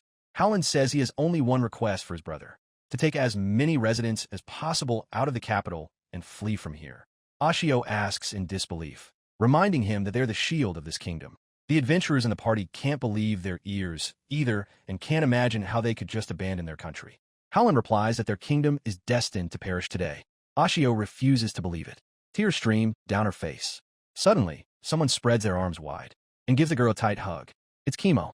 With a smile, she reassures the distraught Ashio that everything will be all right because her teacher is taking care of it. The girl is certain that John Man will definitely sort everything out. She turns to him for confirmation. He ruffles her hair. Kimo notices the look on his face and calls out to the protagonist. John Man apologizes to Howland for always being such a disobedient younger brother. He adds that even though he's a pauper, he's still Kimo's relative and mentor. Pressing his hand to his chest, John Man says he needs to show his better side, at least a little. Kimo smiles broadly. At that moment, an unpleasant chill runs down the protagonist's spine. He turns around, and he senses Lax standing nearby, smiling. The protagonist realizes that their guest has already arrived. Laxip tells his men that he has never before had the chance to capture an entire kingdom. One of the bandits remarks cheerfully that following their leader was truly the best decision. Smiling, he thinks to himself that for him, this is just a way to kill time. Just then, Lax notices someone standing at the gate. He uses his ability, and his eyes widen. Lax spots the emblem of the Alibaba 40-man party. He laughs, saying that the world is a vast place, and this is just a small island town in the middle of the endless ocean, with great continents lying beyond the horizon. Just a backwater at the edge of the world. Lack adds that it's a real miracle that, in this godforsaken backwater, he happened to run into an old acquaintance. John Man, in turn, spots the enemy in his emblem, which he recognizes immediately. The bandits whisper among themselves, not understanding what their leader is talking about. Laxip, meanwhile, asks whether the survivor from the Alibaba 40-man party agrees with him.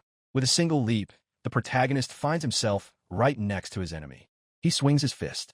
Lack meets it with one of his own. As they clash, a flash pierces the sky. The explosion destroys the ledge where the opponents are standing. The enemies find themselves on the ground, and they instantly use their abilities. Laxip, smirking, asks if that pathetic dog from the Alibaba 40-man party has already forgotten that 10 years ago, he and his group were simply lucky to have defeated their gang. John Man replies that fortune has turned its back on the bandits. And in the end, it was the insignificant, beaten-down creatures, the Sesame Gang's pitiful remnants, who were completely wiped out. Ashio cries out upon seeing a strange earthquake. He and Kimo stare in shock at the sight of the battle, trying to figure out what's going on there. The sound of footsteps makes Ashio turn around. It's her father, who has gotten out of bed. Howland declares that he'll go to help as well. Ashio rushes over to her father, supporting him so he doesn't fall. She says that in his condition, it's impossible for him to go into battle. Howland says that John Man cannot defeat Laxip. He watches their battle. The protagonist dodges the attack. Laxip smirks, but Howland notices not a smirk, but something else.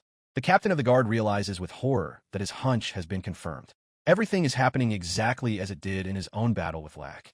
Gritting his teeth, Howland explains what he has realized, and what he is now 100% certain of. The bandit leader is capable of using multiple skills at the same time. His children are shocked by this news. Ashio asks skeptically, "Is that even possible?" Her father replies that there is no other way to explain the magical circles in Laxip's eyes and his strange movements.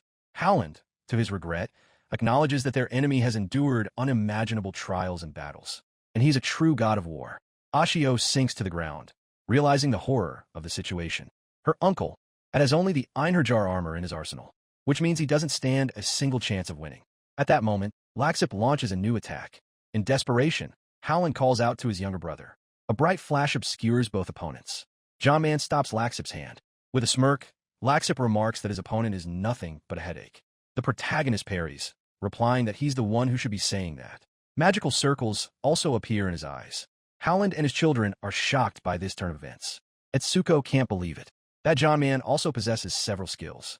The enemies clash once more. Laxip hurls a massive boulder at the protagonist. He calmly splits it in two, all while managing to dodge his opponent's attack. Laxip smirks, and he makes a passing motion with his hands. There's an explosion, and the ledge where the protagonist was standing collapses. All the adventurers watching the battle are stunned. Howland, however, doesn't take his eyes off his brother. He recalls how he had ordered him to flee the capital along with the residents, and he pounded his fist helplessly against the ground. Howland believed that since he had lost to Laxip, there was no way John Man could defeat him either. The captain of the guard had spat blood and devoted his entire life to mastering a single skill. But John Man uses several at once. Howland realizes that his younger brother is no longer the boy he used to be. Ashio stands there stunned. Her familiar world is crumbling with a loud crash. Now she realizes just how powerless she was and in what tiny corner of the world she had been living all this time. The girl believes she has turned out to be a worthless shield for the kingdom. Just then, Kimo takes Ashio firmly by the hand, pulling her out of the abyss of despair. The girl beams, watching the hero with delight. She wonders what trials her teacher went through on his travels. What did he see and feel? How did he live all this time? Kimo is eager to find out all of this and discover just how vast the world really is. Ashio looks at the girl in amazement, and he smiles gently. Ashio sees the delight burning in Kimo's eyes as she looks at her teacher. Ashio thinks she's a strong girl. John Man and Laxip clash in battle once more. Their blows clash in midair, and a blazing flash of light fills the sky. Ashio is tense, while Kimo watches the action with interest. Both opponents land. Laxip realizes this is already a problem. He had planned to finish off the protagonist using just 4 skills, but now the enemies are evenly matched. The protagonist agrees with him, saying that if this continues, their fight will turn into an endless, messy bloodbath. Lack asks what they'll do next, and suggests laying all their cards on the table. Both opponents make the exact same hand gestures. Sparks fly behind them. John Man rubs his temple, telling Laxip that they'll just be wasting their energy this way. Laxip agrees with a smile, admitting that he doesn't want that either. He wonders what such an important big shot as the protagonist is doing in this remote backwater. The protagonist explains that he was born here. He adds that the captain of the royal guard, whom Laxip beat up, is his older brother. The bandit leader asks again, tense. Now it's clear to him why John Man exuded such a bloodthirsty aura. Laxip asks if the protagonist intends to spend the rest of his days in his homeland, enjoying a peaceful life. He notes that the protagonist has settled in well. The protagonist nods and, in turn, asks what plans his enemy has. Laxip replies that they're roughly the same as the protagonist's. He's already lived a turbulent life and has no intention of risking his neck anymore. Lack will be quite content with petty theft in some backwater where he settles down. He adds that his and John Man's time is long past. John Man thoughtfully agrees with Laxip, saying that he, too, no longer wants to risk his own life. The bandits interrupt the conversation, assuring their leader that they, too, are ready to fight. Ashio and Kimo ask the protagonist to let them help. Laxip turns to his gang, surprised that they're still alive. He himself was absolutely certain that the bandits had already been crushed in the commotion. The protagonist assures the girls that he no longer needs their help. After all, there's no point in it. Laxip smiles and, waving goodbye to John Man, announces that he's heading home. The bandits stare at him in shock. One of them, the one who told Lack about Zoa's arrest, steps forward and asks indignantly. He shouts that they were literally one step away from seizing the entire kingdom. Laxip rolls his eyes, calling his subordinates and Zoa a slowpoke. He explains that his life is too precious to waste on collecting roadside stones or staging a deadly massacre just to seize a tiny kingdom. Lack asks cheerfully, is there really any fool out there willing to risk his neck for this? The bandit, his eyes bulging wildly. He demands that the leader not make a fool of him and charges forward. He shouts that to Laxip, all this might just be some pathetic roadside rock. But for him, a former slave, it's a sparkling, precious diamond. The bandit charges at John Man, Ashio, and Kimo. He declares that if he just gives up now, he'll never forgive himself. Ashio grows wary. The protagonist covers Kimo's eyes with his hand. She protests indignantly that she can't see a thing. At that moment, Laxip sternly addresses the bandit, pointing out that the children are watching. He punches the former slave in the body with his palm. Blood spatters from the bandit's mouth. He stares in shock at his leader's hand. Both the bandits and the adventurers are stunned. Laxip pulls his hand away. He explains that he struck at random, since he didn't know where the former slave's weak spot was. Smiling, he pushes aside the dead man's sternum. Turning around, Lack announces that it's time to pack up and head home. He doesn't even look at the former slave's body. The adventurers can't believe that Laxip killed his own subordinate without the slightest hesitation.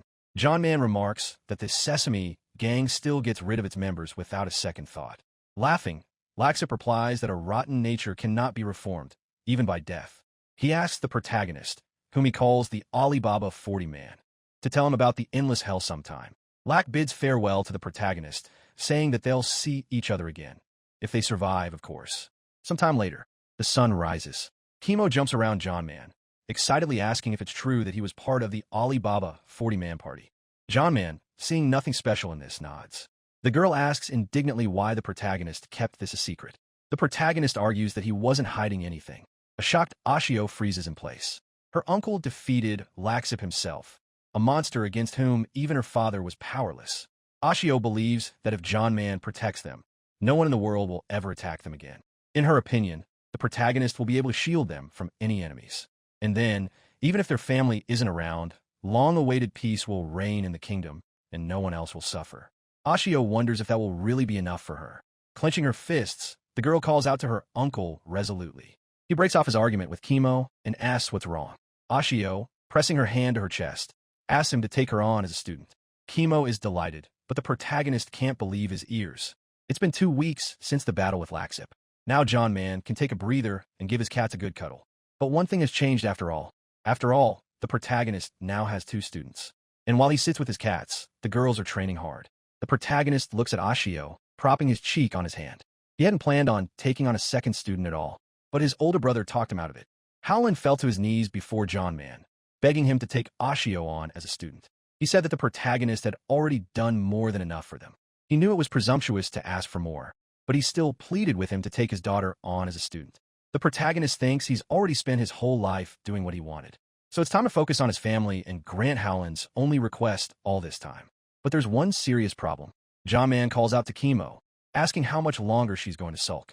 She claims that he spoils Ashio too much, and adds that when she asked the protagonist to take her on as a student, he always turned her down. Yet when it came to taking his niece on as a student, the protagonist agreed without a second thought.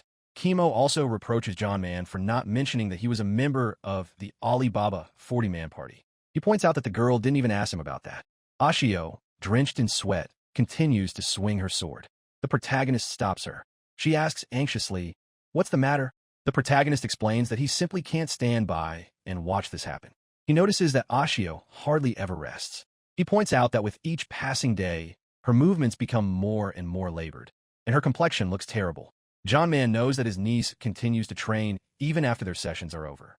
He says he appreciates her dedication and adds that if Ashio doesn't get some rest, she'll simply ruin her health. The girl forces a smile and assures her uncle that she's perfectly fine. Ashio is convinced that since she's been given the chance to become John Man's student, she must make the most of this opportunity. The protagonist's niece says that thanks to him, the kingdom avoided a terrible fate, and notes that the capital's residents still tremble in fear of Laxip. Ashio stammers that she must become stronger. She no longer wants to see other people suffer or cry because of her own powerlessness. Ashio's voice trembles, and tears fall to the ground. Gripping her blade tightly, the girl weeps bitterly, declaring that she wants to become stronger. John Man frowns. He tells his niece that self-pity has never made anyone better. Kimo asks indignantly, how can the protagonist say such a thing? Ashio, lowering her eyes, listens to the protagonist. He continues, nor does the habit of blaming circumstances for everything make anyone stronger. John Man declares that anyone who merely wallows in defeat lives a worthless life and will never achieve anything. The protagonist adds that none of this applies to Ashio. The fact that she wipes her hands in blood and sheds bitter tears proves that she hasn't given up yet. Ashio listens to him and starts crying again. The protagonist gently says that he understands his niece's impatience, but doesn't think there's any point in wearing herself out like this, since it lowers her productivity. He adds that he needs Ashio to get stronger as soon as possible. With a wink, John Man asks the girl to cover for him when he retires. Noticing his niece's expression, he assures her that he's serious. Kimo runs up to Ashio and exclaims that the teacher is right. Such exhaustion from training is pure torture. The girl whispers conspiratorially to Ashio. She says that when the girl tries too hard, the main character doesn't spend any time with Kimo at all. Ashio laughs and agrees that it's not right to hog all of Jamin's attention, and she apologizes to the older student. Kimo freezes in shock, since she's younger than Ashio. Just then, the protagonist's niece's stomach growls loudly. Kimo jumps up instantly, telling the younger student that she'll make her the most delicious lunch right away. Soon, the table is already groaning under the weight of all kinds of food. Covering her mouth in admiration, Ashio remarks that it's incredibly delicious. The main character says that this is a rather unexpected talent for Kimo. She proudly declares that she's an excellent cook, and she calls them to the table. John Man freezes, realizing that everything has turned out exactly as he was once told. He recalls that conversation. Much to the protagonist's annoyance, the girl remarks that he's a terrible fool. He's always grumbling, yet he still gets himself into every possible kind of trouble and comes back battered and bruised. She concluded that life hasn't taught the protagonist a thing. He asked indignantly, does the girl really go out of her way to get into trouble? Smiling, she replied that it was precisely this kind of behavior that made her love John Man. She added that she's certain a lifestyle like the protagonist will definitely ensure he has an incredibly vibrant and joyful old age. The protagonist reflects on this conversation while having lunch. Ashio listens with a smile to the excited Kimo. Just then, there's a knock at the door. Kimo realizes with surprise that they have a visitor. John Man says he'll greet the visitor and asks his students to clear the dishes from the table for now. The main character opens the door, and he freezes in the doorway. A woman is standing outside the house, and she cheerfully remarks that it's been a long time since they've seen each other. Stunned, the main character asks how the visitor ended up there in the first place. Jamin students hear a scream and rush out into the street to find out what happened. They discover that their guest has pressed the main character's face against her chest. She says she's been waiting with all her heart for the day she could see the main character again. The woman adds that no matter how far apart they are, fate itself has brought them together. John Man can hardly breathe. Just then, Kimo steps between the couple, asking what on earth their guest is doing. Ashio tries to snap her uncle out of it. Kimo asks who their guest is. She politely asks who the girls themselves are. Kimo announces that they are Jamin's students. And once again, she wants to know who their guest is. She stands up, apologizes, and says her name is Oreo Tim. Putting her hands on her hips and smiling, the woman declares that she is the protagonist's fiancée. The students are shocked, and the main character grimaces in embarrassment. The girls ask in unison. Oreo repeats her words once more. She explains that she'd heard rumors that a member of the Alibaba 40-man party was living in Middlehammer. Oreo thought it might be John Man, so she rushed over there. She pinches the main character's cheek, and he asks indignantly why she's always clinging to him. Kimo points out Oreo's last name, while Ashio notes her famous red hair. The girls realize that their guest comes from the renowned Tim family, which possesses the family ability time compression. Ashio says she's only heard about it in passing, but the ability seems to let you control time. This skill is extremely rare. On top of that, the Tim family possesses immense wealth and influence. If Ashio remembers correctly, Oreo is the daughter of the current head of the family. Shocked, Kimo asks John Man, "Are you really engaged to such an important person?" He glances disapprovingly at Oreo, who is flirting with him, and replies that she made the whole thing up. On his way to Middlehammer, the protagonist stopped by the Tim family estate. He asked if he could spend the night there. He was terribly tired after so many nights sleeping under the open sky. The estate's owner allowed him to stay and even refused to accept any payment. That's how the protagonist met Oreo's father, who turned out to be a decent man. He saw through Jamin's true strength at first glance and challenged him to a duel. In the end, much to his embarrassment, the protagonist accidentally won. After staying for a couple of days, the protagonist was about to leave, but Oreo called out to him, and she asked him to marry her. The heiress of the Tim family listens to the story with pleasure, while Kimo abruptly asks, "What was that sudden plot twist?" John Man wearily replies that he doesn't understand it himself. Oreo runs up to him again and asks how many children he wants. She herself would dream of having enough to fill an entire squad of adventurers. The protagonist isn't thrilled by the idea. He asks if Oreo really wants to drive him to his grave. The protagonist says he's very flattered by the girl's feelings, but marriage just isn't for him. Leaning on the windowsill, he admits that he spent his whole life running away from that kind of responsibility and can't even imagine himself as a father or husband. John Man adds that he's just an ordinary old man who's already past 40, and he doesn't have the energy for a family. Ashio wonders why the main character is always drawn to the window. Kimo points out that he's looking dramatically sad again. Oreo isn't bothered by anything, and she says that the main character's age doesn't matter to her at all because love is what matters most. He rolls his eyes because the Tim family's daughter hasn't understood him at all. John Man suggests settling the marriage issue with a duel. The protagonist has no desire to hurt his opponent, so he lays out the following rules. If he manages to subdue Oreo without a single scratch, he wins. If, on the other hand, she manages to even touch him, she'll win. The protagonist adds that if Oreo loses, she must forget about him forever. The girl replies that if she wins, they must marry immediately. Oreo believes that a battle is a clash of emotions. True love, in her opinion, must be felt with one's whole body. That's why Oreo asks John Man to accept her sincere feelings. He realizes that she has completely lost herself in her own world. The protagonist turns to the students and asks them to watch closely. After all, that's the skill he wants to pass on to them. Oreo smiles confidently and utters the words, "Alf Layla W Layla." She uses the time compression skill. This ability is the pinnacle of time control magic. Within that frozen moment, only the caster herself can move freely, although the number of times the skill can be used is limited. This guarantees a 100% advantage in battle. Oreo runs toward John Man, her face already etched with a passionate expression. She's almost touching the protagonist. Suddenly, to her astonishment, he deftly drops her to the ground, holding her hand firmly.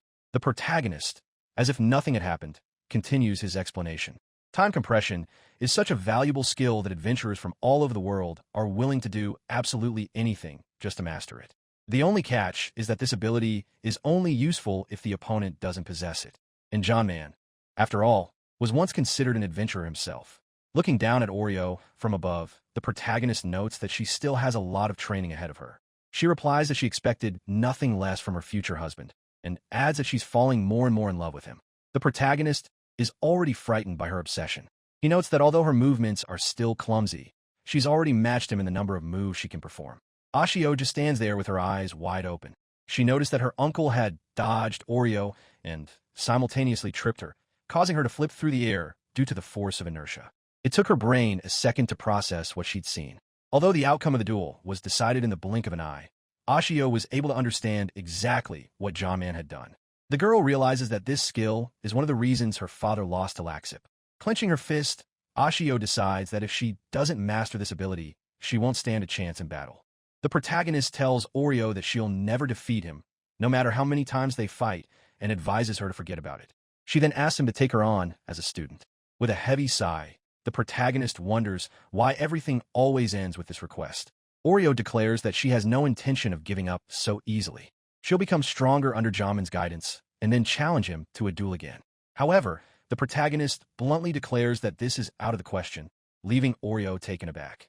He says that she deserves to become a fine lady and clearly shouldn't waste her precious time on some old man. Besides, he already has more than enough students. Oreo, looking sad, walks away. Kimo timidly asks the protagonist if he really doesn't feel even the slightest bit of pity for the girl. He brushes it off, replying that Oreo is sure to meet someone who will make her happy. The next day, John Man and his students stare in shock at Oreo, who's changed her clothes. She claims that this is her younger brother, Ryoma Tim. Apparently, Oreo told him that the protagonist no longer takes girls as apprentices, which is why he came. Beaming, Oreo says she's glad to meet him. Ashio wonders if the Tim family's daughter really thinks her outfit is a good disguise for a guy.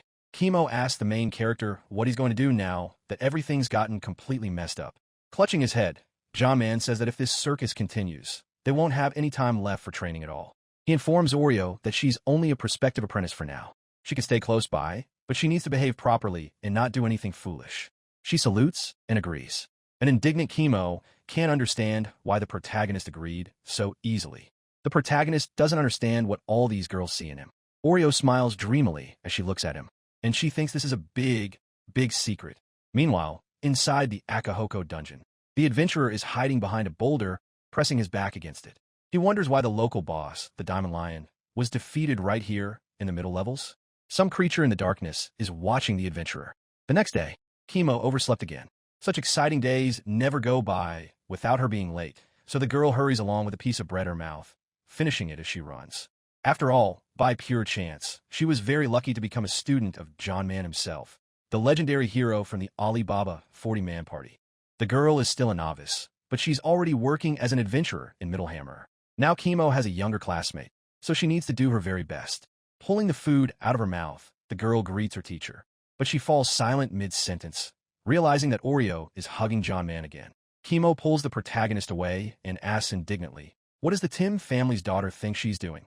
She reminds him that they'd agreed hugging was forbidden. Oreo, raising his hands in a conciliatory gesture, replies that it's just ordinary physical contact between a teacher and a loyal student. She asks to be called by her real male name, Ryoma. Kimo realizes, stunned, that Oreo still believes her disguise is working. John Man decides to keep quiet so as not to confuse things even further. Ashio calls out to his uncle. She informs him that a letter addressed to him has arrived in the capital. She adds that it appears to have been sent from abroad. The protagonist takes the letter from his niece's hands, wondering who it's from. His eyes widen when he sees the signature, Emilian. The protagonist immediately tears up the letter. A surprised Ashio asks, "Are you really not going to read it, sensei?" He nods, saying that it's probably just some nonsense. John Man tosses the scraps of the letter into the fireplace, noting that the fire is burning beautifully. The protagonist realizes that the sender must have figured out that he wouldn't even accept a message addressed to his real name, so he used an old nickname instead. John Man wonders how that scoundrel even found out where he was. It seems eerie to him. Kimo happily jumps up to her teacher and remarks that he used a huge variety of skills in the fight. The girl asks how many abilities John Man can actually use. She immediately follows up by asking if his students will ever be able to become just as cool. The protagonist remembers that he hasn't told the girls anything yet about the structure of skills, and nods. The protagonist stands before his seated students. He announces that today's lesson will focus on the concept of skill combinations. Ashio listens intently, Kimo smiles broadly, and Oreo's face is frozen in a languid expression. The girl instantly raises her hand and asks, "What exactly is skill combination?" His expression darkens as he replies that that's exactly what he was about to explain. John Man begins his explanation. In this world, as the students have already seen for themselves, There are warriors capable of using multiple skills at the same time. Skill building involves selecting and developing various skills to suit one's own goals, characteristics, and talents. The protagonist explains that it's much more effective to develop several abilities at once rather than honing a single one to its absolute limit.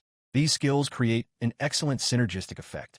Moreover, it will be much harder for an opponent to adapt to a variety of attacks. Beaming, Kimo asks, does that mean you can become incredibly strong if you learn a whole bunch of skills at once? Wagging his finger, the protagonist replies that it's not quite like that. He decides to tell his students a story about a certain adventurer to defeat a fire elemental. This warrior decided to summon fire armor to protect himself from burns and armed himself with a water sword to strike the monster's weak spots. In the end, the adventurer perished.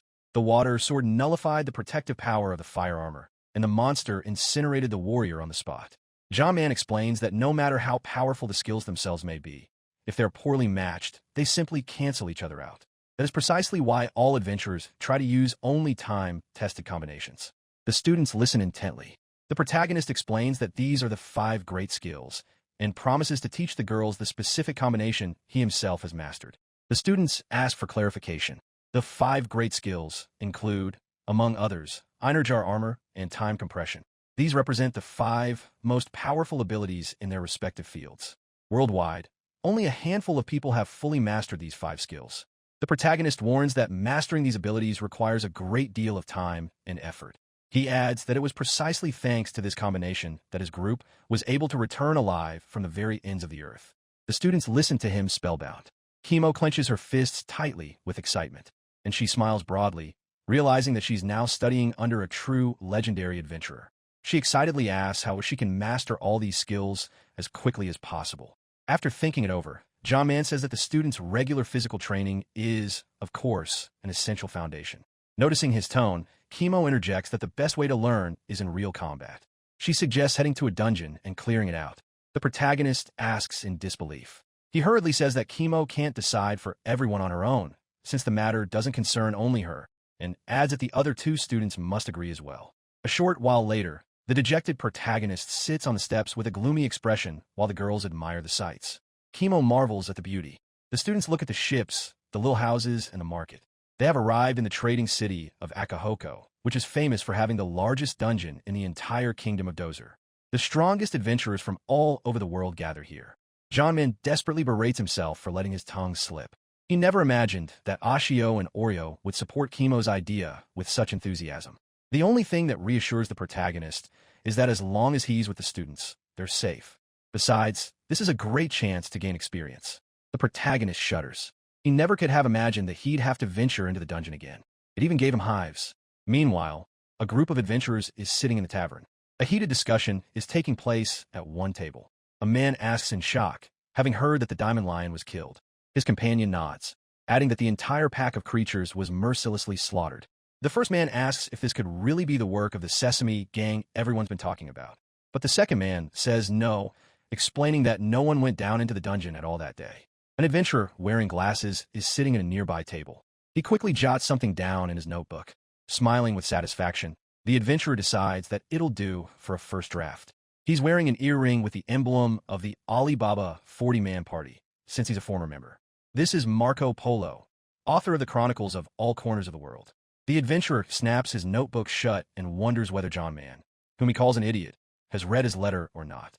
To be continued. Thanks for watching. Write your feedback in the comments. If you like the story, please like and subscribe. See you soon.